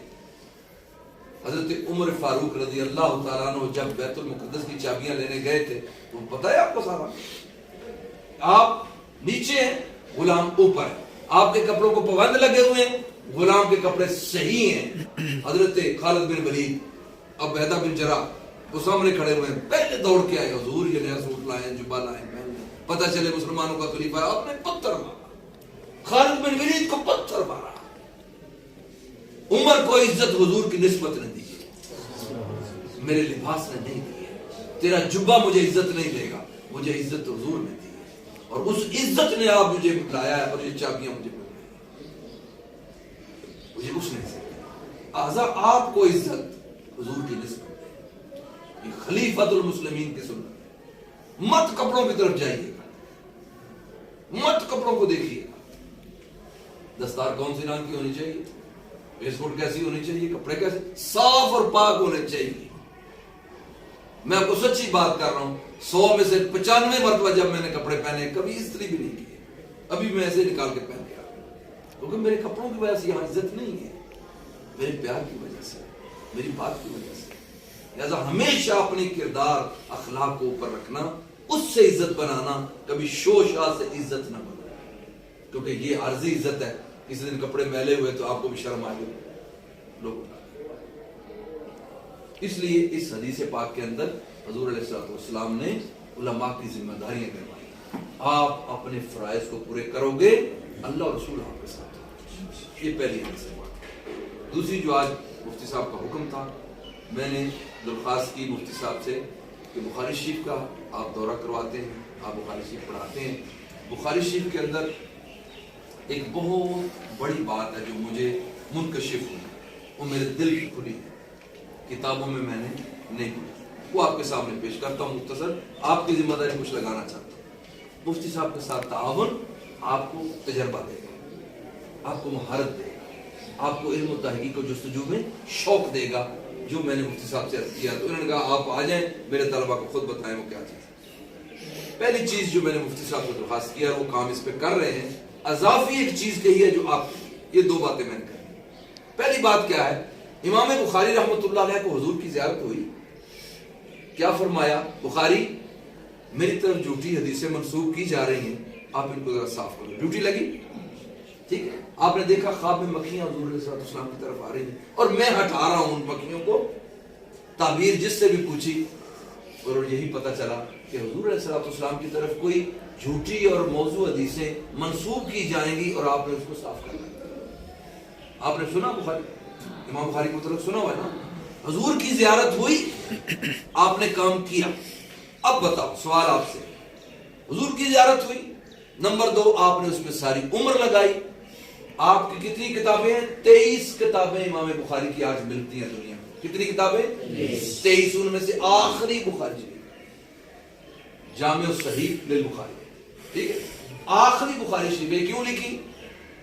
اس لیے لکھی کہ جو منتہی طلبہ تھے حدیث کے، ان کے لیے ایک نصاب بنا دیں، اور پھر خود آپ نے پورے عالم اسلام میں سفر کر کے یہ خود پڑھائی، 70,000 یا پتہ نہیں لاکھ کے قریب آپ نے طلبہ کو خود پڑھایا، 70 لاکھ یا 70,000، مفتی صاحب کو زیادہ کری ہوگا، میرے آپ ذہن میں نکل رہا ہے، لاکھوں کی تعداد میں طلبہ حدیث کو مختلف علاقوں میں جا کے چند دن وہاں رہ کے مہینہ 2 مہینے بخاری شریف کا دورہ کروایا۔ اس میں علماء نے آپ کے سامنے آ کے مناظرے کیے، اسناد اور روایات کے اندر، متون بھی جتنے تھے، سند کا مقابلہ کیا، امام بخاری جیتے، امام بخاری کو کوئی غلطی نہ لگی، 2 باتیں سمجھ گئے، زیارت اور آپ کی مہارت، دونوں سمجھ گئے۔ اب میں آپ سے سوال کرتا ہوں، اس حال میں بخاری شریف میں موضوع حدیث کیسے آ سکتی؟ یہ شیعہ جس کا حوالہ دیتے ہیں بخاری شریف ہے نا کہ حکومت کے سپاہی آئے اور سیدہ کائنات مولا کائنات رضی اللہ تعالیٰ عنہ آپ کے گھر کے دروازے کو آگ لگائی، وہ دروازہ جلتا رہا جلتا رہا جلتا رہا، دروازہ گرا، پیچھے سیدہ کائنات کھڑی تھی، حاملہ تھی، ان کے اوپر گرا، حمل ضائع ہو گیا، یہ حکومت نے کروایا۔ شیعہ آج حکومت کا لفظ استعمال کرتا ہے، پہلے تو خلفاء کا کرتا تھا نا، ٹھیک ہے۔ یہ حدیث موضوع ہے شیعہ کے، جو عالم انہوں نے بھی کہا ہے موضوع ہے، جو راوی ہے اس کا شیعہ کا امام خوئی جو ہے، یوٹیوب پہ پڑھیں آپ، اس نے کہا یہ راوی جھوٹا ہے، یہ غالی ہے، کاذب ہے، جھوٹی حدیثیں منسوخ کرتا ہے، شیعہ کہتا ہے، ہمارے علماء نے بھی کہا ہے۔ سوال یہ ہے بخاری شریف میں آئی عقلاً تو آپ کو پتہ ہے یہ جھوٹی حدیث ہے، کیسے؟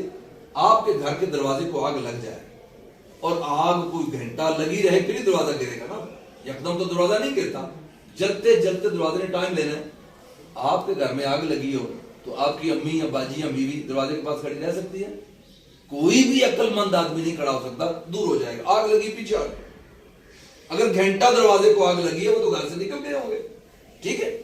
اب یہ حدیث بتاتی ہے کہ دروازہ گرا اور عمل ضائع ہوا، بھائی یہ عقل ماننے کو تیار ہے، ٹھیک ہو گیا، عقلاً بھی اور نقلاً بھی حدیث پاک موضوع ہے۔ سوال یہ ہے بخاری شریف میں کیوں ہے؟ عام لوگوں نے یہ بھی جواب دیا ہے کہ بخاری شریف شروع میں کلمی ہوتی تھی، پرنٹنگ تو تھی نہیں، کلمی ہوتی تھی، تو نسخہ کسی کے ہاتھ میں آیا، شیعہ نے جڑ دی حدیث بیچ میں، اسی طرح کئی حدیثیں اس کے اندر آئی۔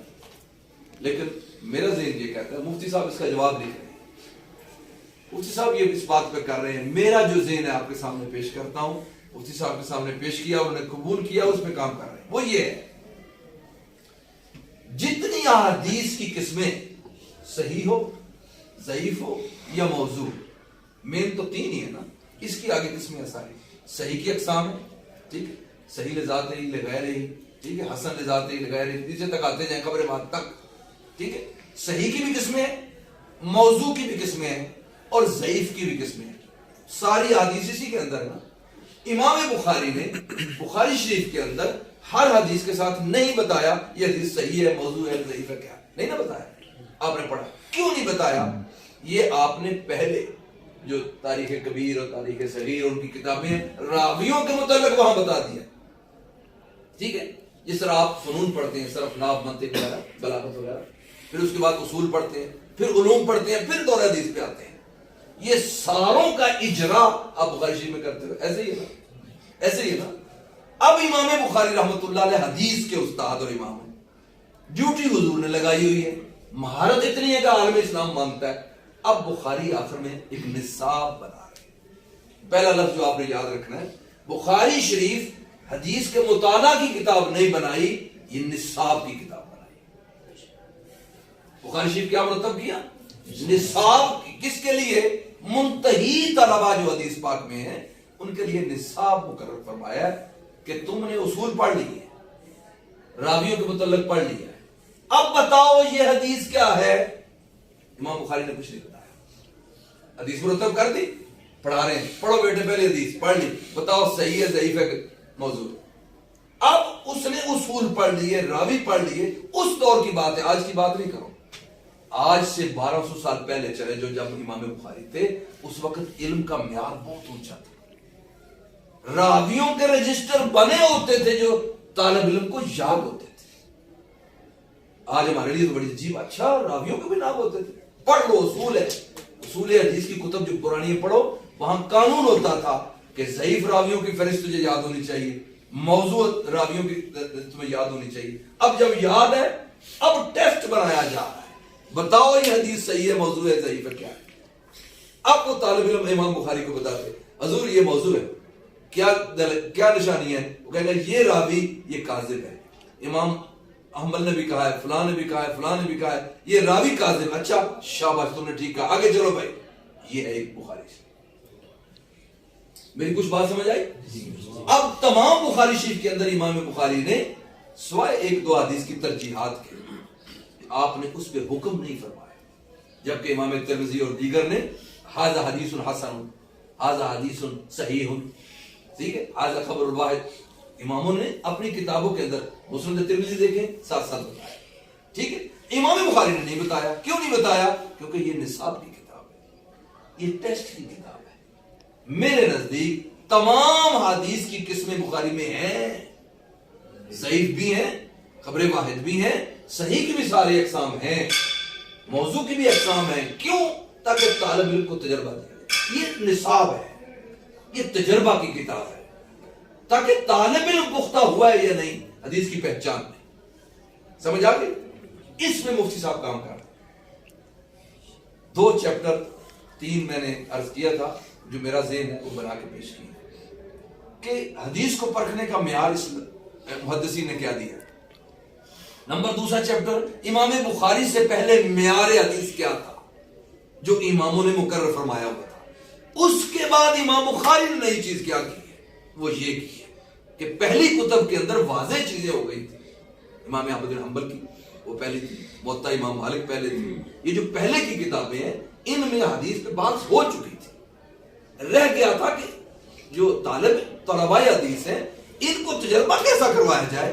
تو امام بخاری نے بخاری کہ اب طلباء کا تجربہ بڑھایا جائے، وہ خود پہچانے راوی سے، متن سے. متن میں کوئی مداخلت کی گئی ہے کہ نہیں، سند کے اندر ارسال ہے، کچھ کم ہے یا زیادہ ہے یا کیا ہے، وہ چیز دیکھی جائے تاکہ طلباء میں مہارت پیدا ہو. دوسرا لفظ بول رہا ہوں، مہارت پیدا ہو، تجربہ اور مہارت پیدا ہو. پہچان حدیث کی ہو، قسم کون سی ہے، یہ نصاب بنا دیا. طلباء میں مہارت پیدا ہو حدیث کو پرکھنے کی. یہ اس دور کی بات ہے بیٹے، آج نہیں ہے. اس لیے آج میں بخاری سمجھ نہیں آتی یار یہ ضعیف کیوں حدیث ہے، اس میں موضوع حدیث بخاری میں کیوں آئی ہے. ٹھیک ہے، تو امام بخاری نے اسلوب نیا رکھا. یہ تیسرا لفظ ہے، امام بخاری نے کتب حدیث کی تدوین کا اسلوب نیا اختیار کیا جو پہلے نہیں تھا. یہ ہے بخاری کا کمال. ہم سمجھتے ہیں شاید فقہ ابواب، قرآن و حدیث سے تشریح. آپ دیکھو جو چیپٹر امام بخاری مانتے ہیں، آیت بھی لاتے ہیں، حدیث بھی لاتے ہیں. یہ میں نے عنوان بھی قرآن و حدیث سے لیا ہے، ایسا ہی ہے نا. فقہی ترتیب بھی رکھی ہوئی نہیں. یہ کمال نہیں ہے، یہ تو پہلے نے بھی کیا. کمال یہ ہے کہ نصاب بنایا، اس میں مہارت طلبہ میں پیدا کرنے کی کوشش کی، اسلوب ٹیکنیکل نیا بنا. یہ امام بخاری کا کمال ہے. کیونکہ جب ہم کہتے ہیں کہ حضور نے حکم فرمایا، حضور نے زیارت کروائی ہوئی ہے اور غلطی بھی امام سے نہیں ہوئی، پورا عالم اسلام پھرا ہے، جتنے مناظرے ہوئے امام بخاری جیتے، تو پھر بخاری میں غلطی کیوں ہوئی؟ غلطی نہیں ہوئی، نصاب بھی انہوں نے ایسے بنایا. سمجھ آئی؟ یہ مفتی صاحب کا کام ہے. آپ کا کیا کام ہے؟ اس پہ حدیث میں لایا تھا کہ میں بڑا چارٹ رکھوں. کل کا نہ مجھے کہیں سے مارکر ملا ہے، نہ مجھے کچھ چارٹ ملا جن کے گھر آیا ہوا تھا. میں خود ہی چھوٹے پیج پہ بنا کے، میرا دل تھا میں ادھر چارٹ بنا کے لگاؤں آپ کے لیے بڑا. ایک ایک جملے کو ہم غور سے دیکھیں کہ حضور علیہ السلام نے کیا فرما دیا آپ کی ڈیوٹی کے. ان جبیر بن مطعم رضی اللہ تعالیٰ عنہ، ٹھیک ہے، زید بن ثابت سے بھی ہے، عمر بن خطاب رضی، بہت سارے صحابہ سے یہ حدیث پڑھ گئی. یہ صحیح ابن حبان میں ہے، ترمذی میں ہے، ابو داؤد میں ہے، نسائی میں ہے، مسند احمد میں ہے، مسند طیالسی میں ہے، مسند دارمی میں ہے، اور سنہ ابن ابی عاصم میں ہے، اور بہت ساری ابن قیم میں ہے. ٹھیک ہے، بہت ساری کتابوں میں یہ حدیث پاک موجود ہے. قام رسول اللہ. اچھا، حضرت جبیر بن مطعم رضی اللہ تعالیٰ عنہ کی سند میں یہ الفاظ زیادہ ہے. حضرت زید بن ثابت کی روایت میں یہ الفاظ نہیں. اب میں جو آپ کا کام ہے وہ بتانے گا. حضرت جبیر بن مطعم رضی اللہ تعالیٰ عنہ فرماتے ہیں قام رسول اللہ صلی اللہ علیہ وسلم بالخیف من منی.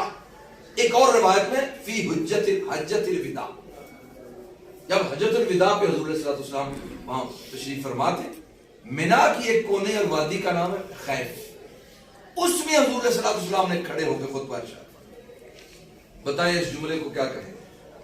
میں بھی آپ کا امتحان لوں یا نرم آتا؟ بتائیں اس جملے سے آپ کو کیا پتہ چلا؟ میں نے مفتی صاحب کو اس پہ ایک کتاب پوری پیش کی ہے، امام جلال الدین سیوطی کی. اس کا کتاب کا نام کیا ہے؟ اسباب النزول. اس طرح شان نزول ہوتا ہے قرآن پاک میں، امام جلال الدین سیوطی نے حدیث کے لیے اسباب النزول رکھا. یہ جو حدیث میں جملہ ہے، حضور پاک کہاں تشریف فرماتے، مقام یا مکان، شہر یا صحابی کا نام یا گھر، اس سے اندازہ لگانا ہے یہ گھر مکہ شریف میں تھا، مدینہ شریف میں تھا، سفر میں تھا، خیبر میں تھا، تبوک میں تھا. یہ جو مقامات ہوتے ہیں واقعات ہوئے, حضور نے وہاں فرمایا اسے اسباب النزول کہتے ہیں. میں نے مفتی صاحب سے درخواست کی کہ جو آپ کام کریں گے تحقیقی, اس کے آخر میں چاہتا ہوں اطراف الحدیث بھی بخاری کا دیا جائے. اطراف الحدیث کیسے کہتے ہیں یہ سن, یہ پہلا جملہ. دوسرا جملہ فقال, حضور نے فرمایا نضر اللہ عمران, خدا اس بندے کا چہرہ روشن کرے, پر نور کرے, وجیح کرے, پرکشش کرے, رب کا آئینہ کرے, میری صورت کرے, جو بھی اس کا ترجمہ. حضور نے دعا دی, کس کو دی ہے؟ عمران سمع مقالتی فبلغھا, جو میرا کلام سنے اور اس کو آگے پہنچائے. سمجھ آ گئی؟ یہ جو جملہ ہے اور پہلا جملہ ہے, یہ دونوں اس حدیث کے اطراف ہیں. اطراف کہتے ہیں ایک حصے کو, طرف کو, طرف کہتے ہیں اس طرف, یعنی ایک حصہ. اطراف الاحادیث البخاری, اس کا کیا مطلب ہوگا؟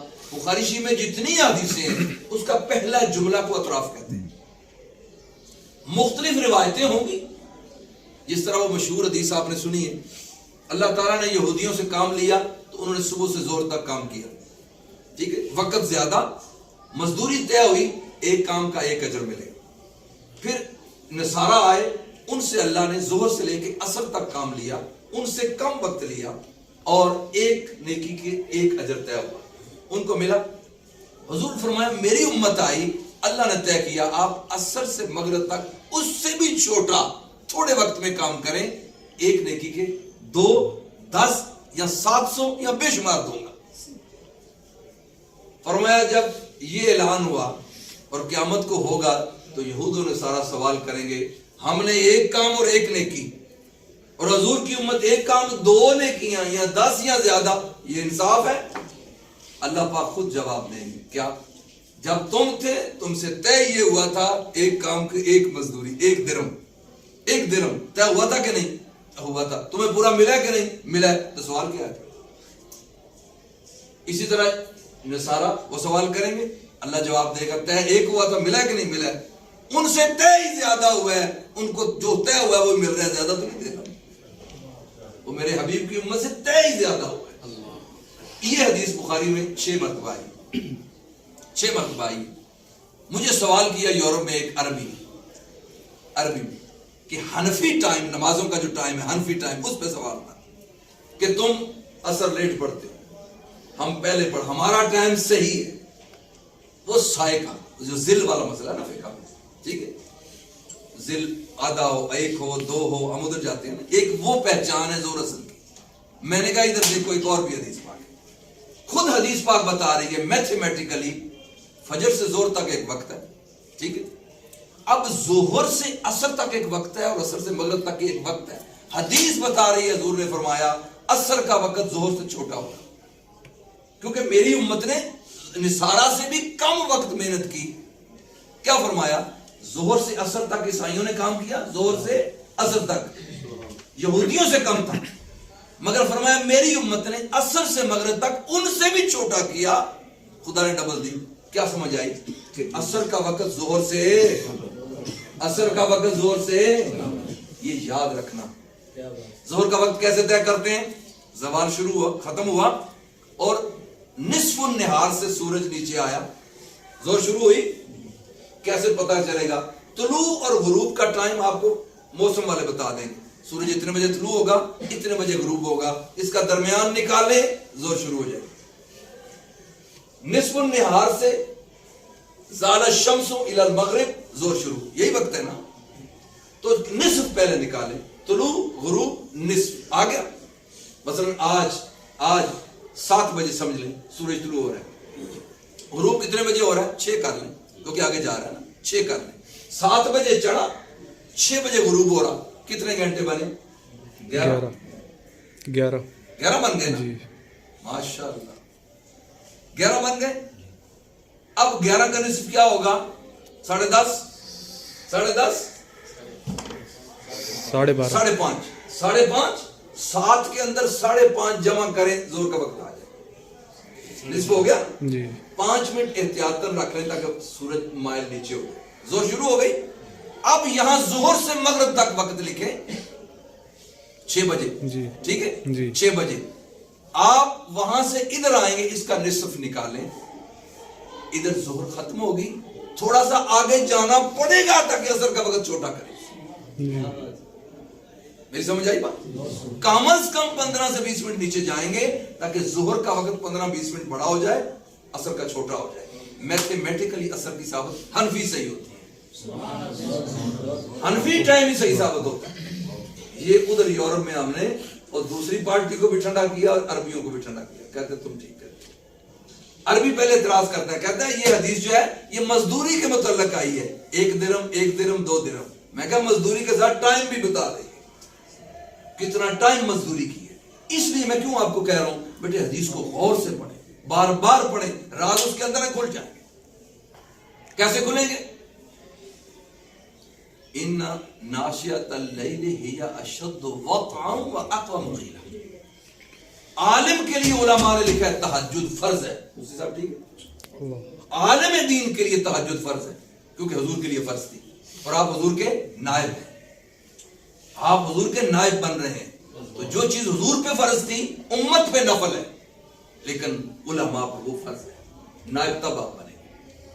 ان ناشئۃ اللیل ہی اشد وطئا، جو صبح تہجد کو آپ اٹھیں گے آپ کے نفس کو یہ اٹھنا رگڑ کے صاف کرے گا. آگے کیا لفظ ہے؟ اشد وطئا اقوم قیلا. تو آپ نے دن رات کرنا ہے نا، درس دینے یا نہیں دینے. سیدھی بات کرنی ہے تو پہلے نفس کو رگڑو، اس میں مفاد نہ آئے، خواہش نہ آئے. جو طالب علم تہجد کا عادی یہاں نہیں بنتا وہ فتنہ پھیلائے گا، یورپ میں چلا جائے یا پاکستان میں چلا جائے، اس کا نفس ہی کنٹرول نہیں ہوگا، یہ برباد کرے گا.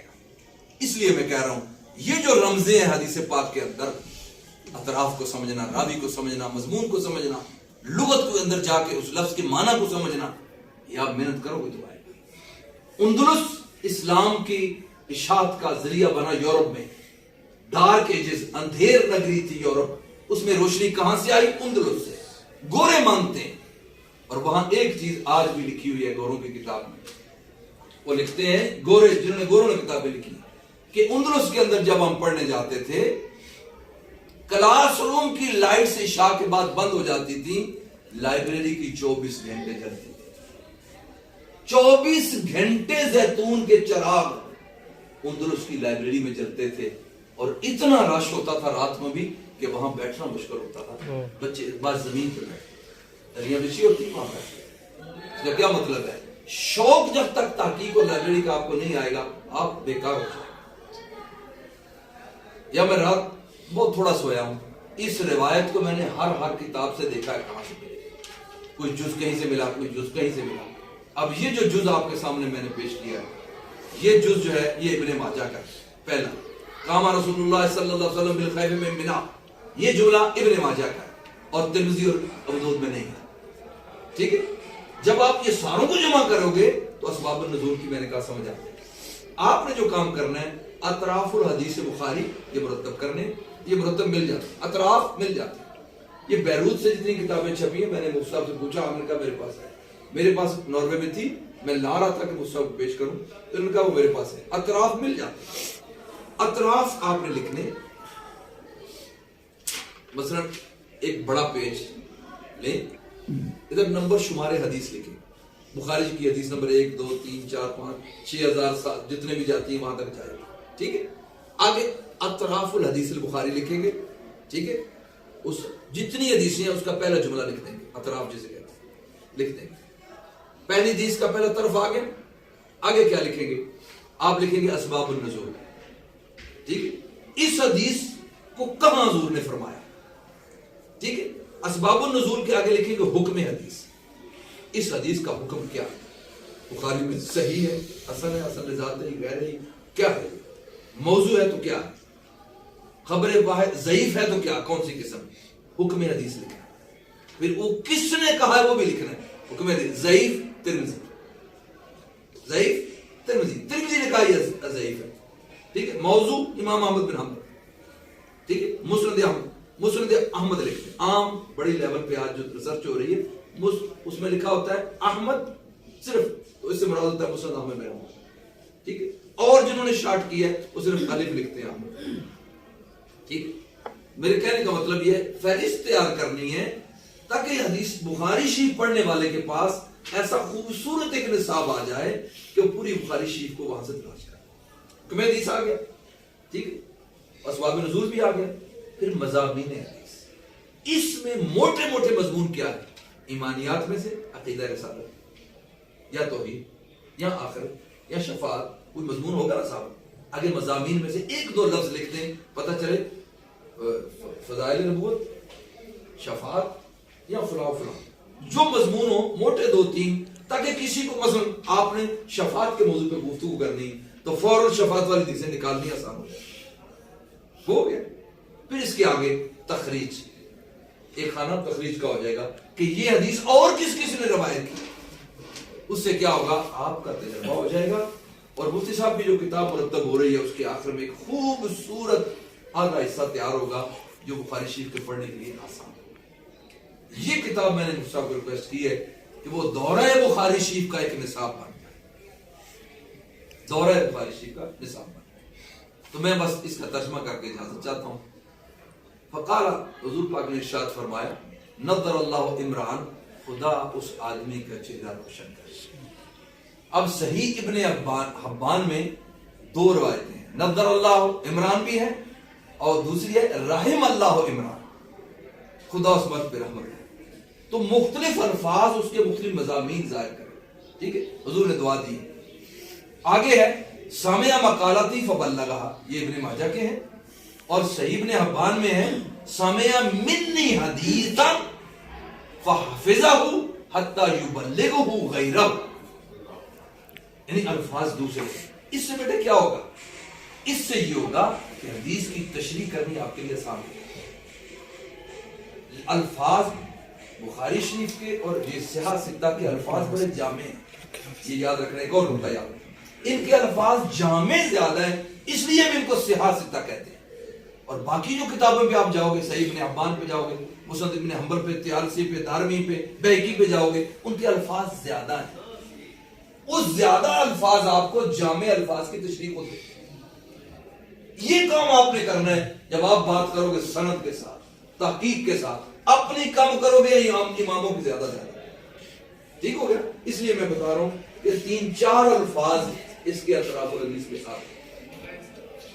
فرمایا جو مجھ سے میرا کلام یا میری حدیث یا میری بات سنے, میرا مقالہ سنے اور دوسروں تک پہنچائے. یہ دعا دی ہے حضور علیہ السلام. پتہ چلا کہ حضور علیہ السلام کی دعا لینی ہو تو یہ کام کرنا, حضور کی حدیث کو آگے پہنچانا پڑے گا. فرمایا فرب حامل فقہ غیر فقیہ. یہ جملہ ابن ماجہ میں ہے مگر ترمذی اور ابو داؤد میں نہیں. وہاں کیا ہے, رب حامل فقہ الی من هو افقہ. کتنا حدیث سے پاک اٹھانے والے جو حدیث آگے پہنچاتے ہیں وہ اس کو, وہ حامل فقہ ہیں, وہ اپنے سے بڑے فقیہ کی تو حدیث پہنچاتے ہیں, اس کو پہنچاتے ہیں جو ان سے بڑا عالم.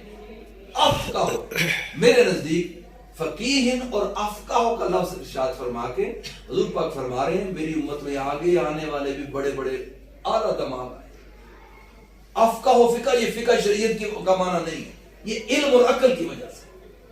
یہ افقہ کا لفظ حضور علیہ السلام نے جو استعمال فرمایا ہے یہ عقل کی بلوغت کے لیے, واضحیت کے لیے. مثلا ایک طالب علم میں مطالعے سے نہیں کرتا, ایک ہے وہ خوب مطالعہ کرتا ہے, تیسرا ہے وہ اضافی بھی کر کے آتا ہے. بتاؤ ذہن کس کا بڑا ہوگا, تیسرے کا ہوگا نا. یہ حضور پاک فرما رہے ہیں کچھ ایسے شیر مرد اور شہباز آئیں گے جن کا ذہن عرشوں تک پرواز کرے گا. ایک وہ ہوگا جو اپنی خواہش سے باہر نکلا ہوگا, ایک وہ ہوگا جو کائنات میں گم ہوگا, اور کوئی تو وہ ہوگا جو کائنات سے آگے بھی سوچے گا. پرے ہے چرخ نیلی فام سے منظر مسلمان کی, ستارے جس کی گرد راہ ہے وہ کارواں تو ہے. شاہی کبھی پرواز سے تھک کر نہیں گرتا, پر دم ہو اگر تو نہیں خطرہ افتاد. خدا تجھے کسی طوفان سے آشنا کر دے کہ تیرے بحر کی موجوں میں اضطراب. جتنی ہمت بڑی کریں گے, ٹارگٹ بڑا سوچیں گے, اونچا ذہن کریں گے, کائنات سے نکل کے اوپر اللہ کے دربار میں حاضر ہوں گے, حضور کی بارگاہ میں حاضر ہوں گے, چیزیں تحفے بھی بڑے رہا ہوں گے. اقوام مقیدہ کی تفسیر یہ ہے, آپ کے دل پر الہام, مضمون وارد ہوں گے. بڑے بڑے بزرگوں نے لکھا ہے, میرا عقدہ کھل نہیں رہا تھا, वजू करने गया मुकद्दस जगह पे, वहां की बरकत से वजू में ही वो नुक्ता खुल गया, सब्र किया नुक्ता खुल गया, पत्थरों पे सब्र किया नुक्ता खुल गया। पता नहीं आपने कितनी तहज्जुदें पढ़नी है तो एक नुक्ता खुलना। ये जो कहते हैं दीमजो अंदर कुतब ए पिसर, अल्लामा इकबाल ने फरमाया, दीमजो अंदर कुतब ए बेखबर इल्मो हिकमत अस कुतब दी आज़र, बोलो दी आज़र नजर। ये क्यों कहा? इल्मो हिकमत किताबों से, दी नजर से क्या मतलब है? किसी ऐसे तहज्जुद गुज़ार साले आलिम के पास बैठोगे, देखते देखते एक नुक्ता दे रहे। मैंने इधर उधर से इकट्ठे किए हुए आपको पेश कर रहा हूं, इसकी कदर कीजिए, ठीक है? जितना दिल पाक होगा, याद रखना, इल्हाम उतना वाज़ेह होगा। वो आलम दीन नहीं है जिसके अंदर वाज़ेहियत ना हो। मसलन मैं यूरोप में गया हूं, मेरे सामने किसी ने पूछ लिया इमाम साहब से, इमाम साहब हम 11वीं शिफ्ट क्यों करते हैं, इसकी दलील नहीं। वो मेरी तरफ देखे, शाह साहब आप इसको, वो 20 साल से 11वीं शिफ्ट कर रहा था जिससे सवाल हुआ है, और वो जवाब नहीं दे सकता। 20 साल से क्या है? वाज़ेहियत नहीं है। अकायद हम मानते हैं मगर हमारे अकायद वाज़ेह नहीं है। वाज़ेह कैसे होंगे? मुताला से, सफाई से, तज़किया बातिन से, इल्हाम होगा तब किताब। हमारे कमजोर ढीले डाले के, तो मैंने सादा कहा ये इसाले सवाब, 11वीं शिफ्ट और क्या है? इसाले सवाब। नंबर 2 जिक्र सालिहीन है। जिक्र सालिहीन है कफ़ारत ज़ुनूब। अल्लाह ने खुद सुन्नत है अल्लाह की, अंबिया का भी जिक्र अल्लाह ने कुरान पाक में किया, औलिया का भी किया। असहाब काफ क्या है? सूरह मोमिन का मोमिन क्या है? ये नबी है नहीं, ये सारे वली है। वलियों का जिक्र खुदा की सुन्नत है, हम हुज़ूर गौस पाक का करते हैं, खुदा की सुन्नत है। नई चीज क्या है? तो ये जो जिक्र का है, इसाले सवाब का है, इल्म दीन की मजलिस है, जिक्र की मजलिस है, दर्स होता है वहां, कुरान और हदीस है। ये फर्ज है कि नहीं? इल्म दीन फर्ज है या नहीं है? तो 11वीं शिफ्ट पे दर्स होता है कि नहीं होता? तो यहाँ कुछ फर्ज चीजें हैं, कुछ सुन्नतें हैं, कुछ मुस्तहबात हैं, इसाले सवाब है, जो हम 11वीं शिफ्ट पे गौर किया है भाई। तो इतने ढीले अकीदे मत रखना कि आपसे कोई मसला करे तो आप बयान न कर सको। ये मुताला से है, ठीक है? फरुबा हामिल फिकहिन इला मन हुआ अफक़हुन। कितने मेरे इस कलाम और हदीस को उठा के आगे पहुंचाने वाले ऐसे होंगे कि वो एक हदीस में गैर फकीहिन, वो खुद फकीह नहीं होंगे, फिर रावी होंगे, मगर आगे बहुत बड़े बड़े दिमाग होंगे जो इनको लेके और डेवलप करेंगे। एक और नुक्ता समझ, एक कुरान पाक है, एक तफसीर काफी नहीं थी। ये हर सदी में 2-2 तफसीरें क्यों आई हैं? 50 साल बाद नई तफसीर, 50 साल बाद नई क्यों आई है? हर दौर में डेवलपमेंट होती है, नई नई चीजें इजाद होती हैं, ज़हन बदलते हैं, कल्चर बदलते हैं। ये जो हदीस आपने पढ़ी, बातें लोग कुछ मुदाखलत करते हैं, कुछ तहरीफ करते हैं, ठीक है, कुछ मिटा देते हैं अमल को, तो नई की जरूरत पड़ती है। कभी इस्लाम उरूज पे था, उरूज वाली तफसीर चाहिए थी। कभी जवाल के अंदर आया, जवाल के दौर में उठने की तफसीर है। कभी उठाने, कभी बरकरार रखने, और कभी झुकाने, और कभी उठने की, इधर डूबे उधर निकले। हर दौर की तफसीर होती है, इसलिए जरूरत पड़ती है। हर दौर में बुखारी की शरह लिखी गई कि नहीं लिखी गई? क्यों लिखी गई? ये फर्क आपने ढूंढा। वो जो शरह लिखी गई वो दौरे उरूज की है कि जवाल की है? आज दौरे जवाल की शुरुआत चाहिए कि उठने का तरीका जो इमाम बता रहा हो वो आपने सीखना। उरूज वाले तो हुकूमत इस्लामी खिलाफत कायम है, वो तो मजमून ही और होगा। वो क्या होगा? निजाम के अंदर और बेहतरी कैसे लाई जाए, ये कैसे लाई जाए। मैं इसकी मिसाल देता होता हूं, जो अल्लामा इकबाल और बुल्ले शाह साहब में फर्क है ना, आज बुल्ले शाह साहब का निजाम चाहिए। अल्लामा इकबाल तो कहते हैं वो तू ऊंचा शाहीन है, तू बड़ा अर्श से ऊपर तेरा मुकाम है, हुजूर हम तो गिरे हुए, ठीक है। अल्लामा इकबाल हिम्मत देते हैं, उठ खड़ा हो, उठ के अब बज़्म जहां का और एक अंदाज है, मशरिक व मगरिब में तेरे दौर का आगाज है। बुल्ले शाह साहब कहते हैं बारों तो में लता गोडे के अंदर रही पलीती। बुल्ले शाह साहब नफ्स की पाकीज़गी भी जोर देते हैं। अल्लामा इकबाल मुकामात को दिखाते हैं, वो उरूज है, ये ज़वाल है। इसी तरह शुरुआत और तफासीर के अंदर ये बेटे फर्क होता है। आपने ज़वाल के दौर में लिखी गई शुरुआत और तफासीर देखनी है, वो बताएगा उठना कैसे है, ठीक है। ये है अफ़क़हु मिन्हुम के अंदर ये नुक्ते आते हैं। आगे फरमाया सलासुन ला युगिल्लु अलैहिन क़ल्बु मुमिन। बाज़ ने लिखा है, बाज़ रिवायत में सलासु खिसाल है, बाज़ ने लिखा है ला यक़िदु क़ल्बु मुस्लिमिन अला सलासे खिसाल है, ठीक है। बाज़ ने लिखा है क़ल्बु मुमिनिन, बाज़ ने लिखा है क़ल्बु मुस्लिमिन, बाज़ ने लिखा है क़ल्बुन मुतलक़ इंसान। मुतलक इंसान का दिल।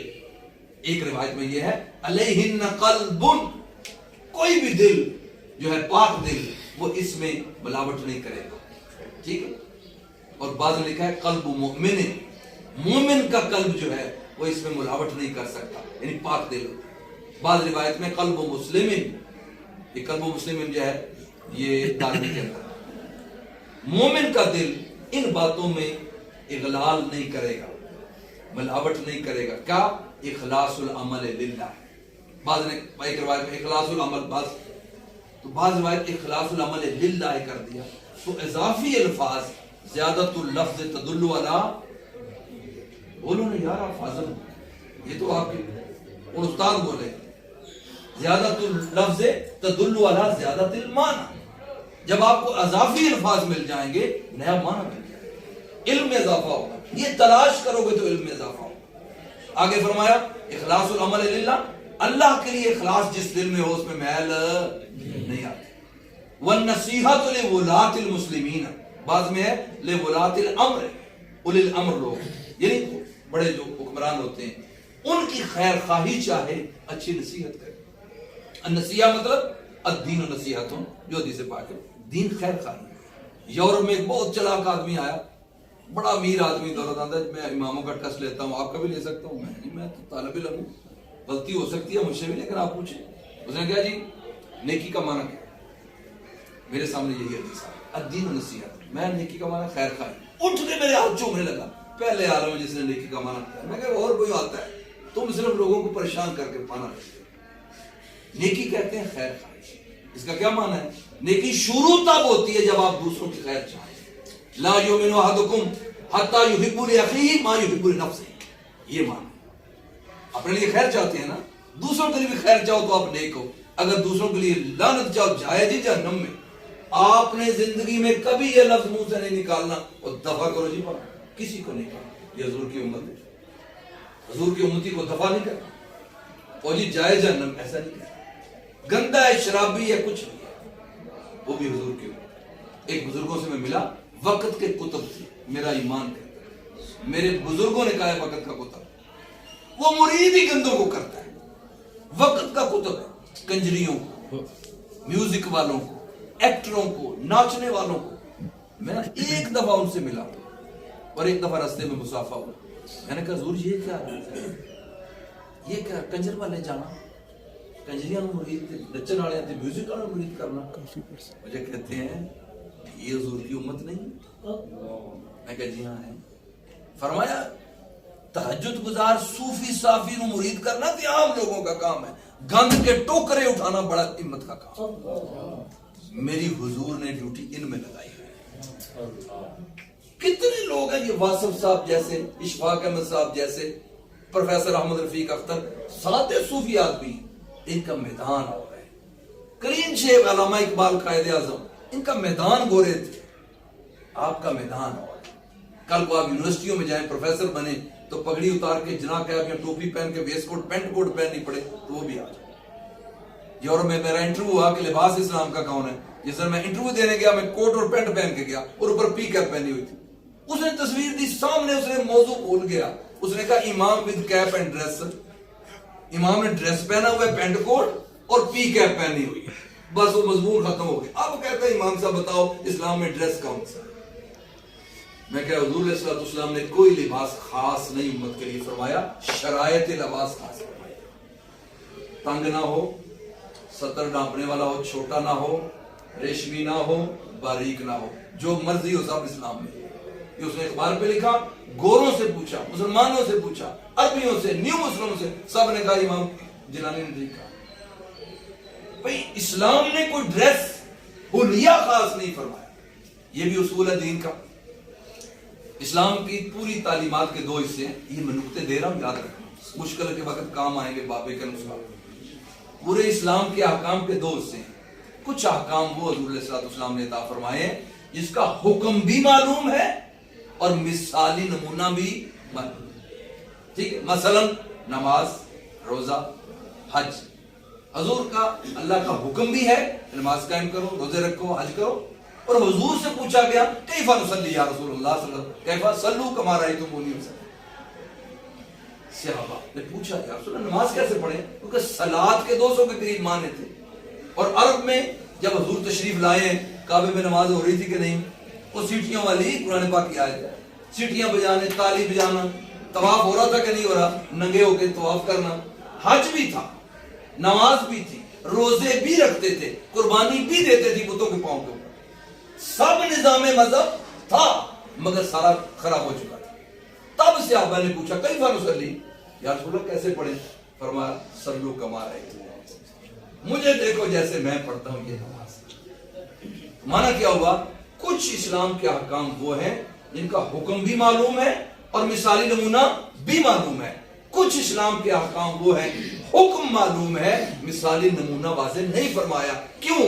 امت کے عرب ہو، عجم ہو، مسلمان ہو، غیر مسلم، تمام کے کلچروں نے بیچ میں آنا تھا، اس لیے کلچرل مسائل میں نمونہ خاص نہیں فرمایا، جو پہن لو لیکن یہ شرائط پوری، ان میں سے ایک لباس ہے۔ سمجھ آئی؟ یہ حکمتیں آپ نے تلاش کرنی ہیں۔ میں نے وہاں مار کھائی ہے تو جو چیزیں ہیں جو آج میں جولی خالی کر کے جا رہا ہوں، ٹھیک ہے میرے بیٹے؟ محنت کرنا، شروحات پڑھنا، مطالعہ میں غرق ہونا آپ کو کھول دے گا، آپ کو وہ چیزیں دے گا کہ قلب مومن پہ نزول ہوگا اگر کوئی مشکل آ گئی۔ کتنے اماموں کے واقعات آپ پڑھتے ہو، مشکل آئی، پاس حل نہیں تھا، انہوں نے ذرا مراقبہ کیا، حل آ گیا۔ آپ ایسے بنو جس کے دل پہ حل ہوتے۔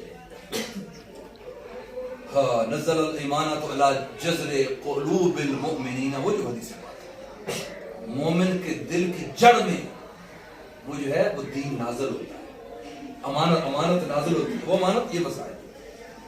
فرمایا بنصیحۃ لولاۃ المسلمین، مسلمانوں کے حکمرانوں کے لیے خیر خواہی کرنا، اچھی نصیحت کرنا، ولزوم جماعتہم، اور جو بندہ جماعت کی پابندی کرتا ہے، اس جماعت سے نماز جماعت بھی مراد ہے، اس سے پہلی مراد اہل سنت والجماعت، لزوم جماعتہم مومنین کی، اور وہ اہل سنت والجماعت، اس کی پابندی کرتا ہے۔